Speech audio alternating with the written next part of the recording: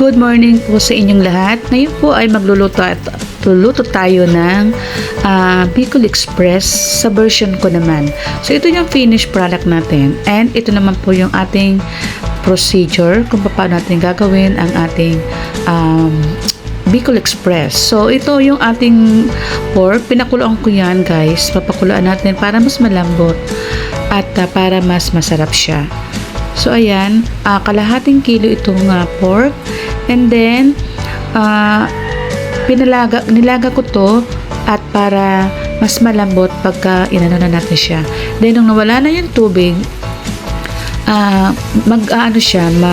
mamantika, para bang gagawin natin sa kanya ay parang lechon, diba? Para naman ay maiba naman. And medyo pa tostahin natin siya ng kaunti, diba? Para mas masarap, mas malasa.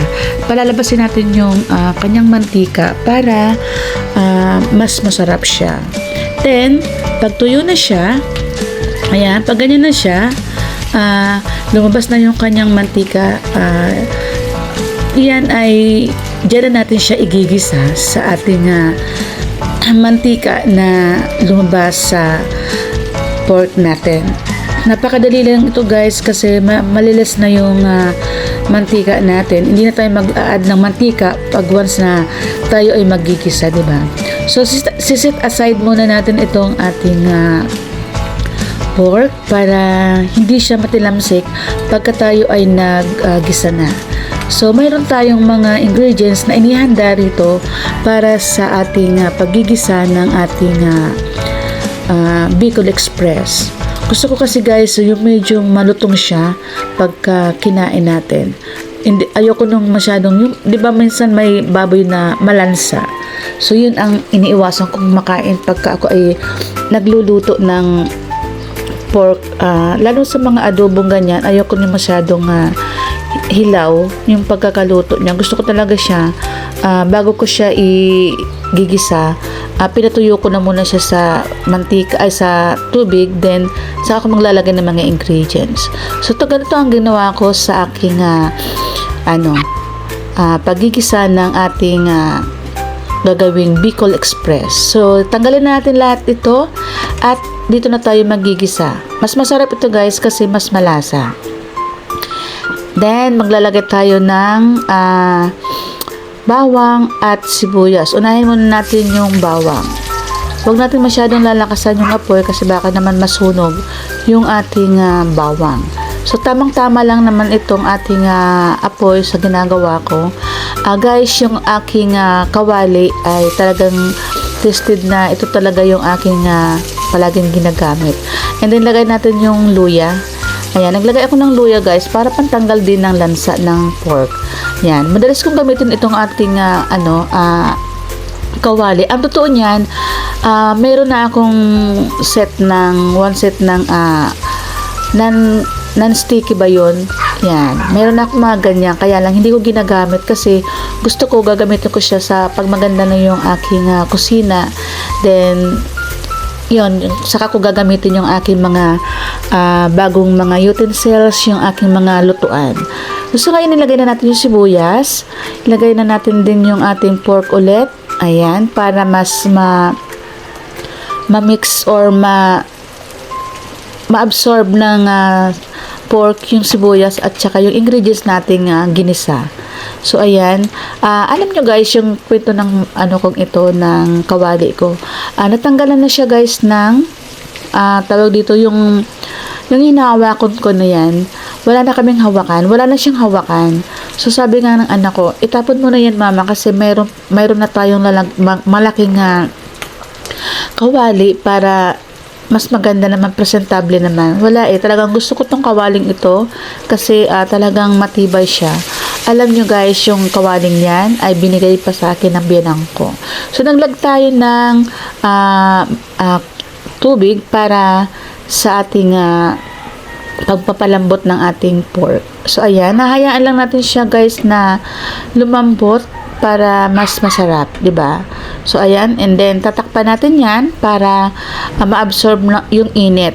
So ito, naglagay tayo ng alamang. Kunti lang yung ilalagay natin na alamang kasi kalahating kilo lang naman itong lulutuin natin. Actually, yung alamang natin ay luto na siya.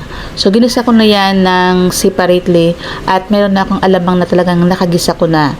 Ayan. So, ito, kunti lang ang nilagay natin. Kaya, doon sa pork na pagpapakulo ko kanina, hindi na ako naglagay ng asin para may lasa yung pork natin. Kasi maglalagay tayo ng mantika, baka masyadong umalat. Iwas tayo sa masyadong maalat na pagkain. So, yun na nga guys. Binigay ito sa akin ng biyanang ko. Ang daming kwento, no? Yan, binigay sa akin ito ng biyanang ko. And, minana ko na din. So, ito, nilagay ko na yung siling green at saka yung pula. 'Di ba? Hindi naman talaga nawawala sa ating pagluluto yung mga gantong sili. Lalo na Bicol Express ang ating lulutuin. So, yan, pag natuyo na siya, nawala na yung ating tubig dyan sa ating niluluto. Susunod na natin dyan yung paglalagay natin ng kakanggata. So, ayan. Diba? Naglagay tayo ng Coco Fresh gata. Ayan, ginamit natin. Ayan. Dahil maulan ngayon ay wala tayong mabibiling gata. Kaya ang ginamit ko dito yung Coco Mama na binili natin sa grocery. Yun na lang ang ating ginamit para sa ating Bicol Express. O, diba? Kasi nag-craves po kami. Kumbaga parang gusto ng anak ko Mama, gumawa ka naman ng Bicol Express. Ayun, kaya naisip ko rin na gumawa na lang din at total naman, meron naman akong Coco Mama na naka-prepared para sa pagluluto talaga ng mga may ginataan. So, lagi akong bumibili ng mga gata na sa grocery para anytime pwede ako magluto. So, ayan, na-absorb na yung ating gata. And then, lalong parang mas masarap yung ating Bicol Express, 'di ba? Maglagay tayo dito ng mga ingredients na pampalasa, 'di ba? Hindi naman nawawala yung mga pampalasa sa ating pagluluto. So, naglagay ako dito guys ng konting asukal, brown sugar, para pambalanse ng ba? Pambalanse ng lasa. So, hindi ko nakakalimutan maglagay ng asukal pag nagluluto ako. Kahit kalahating kutsara, depende sa dami. Ayan. Pag marami ang aking niluluto, naglalagay ako ng 2 kutsara. Depende nga sa, depende kung marami siya o kaunti lang. So, ito, kalahati lang siya. Naglagay ako ng 1 kutsara na brown sugar. So, naglagay din tayo dito ng paminta. Naglagay din tayo dito ng magic sarap.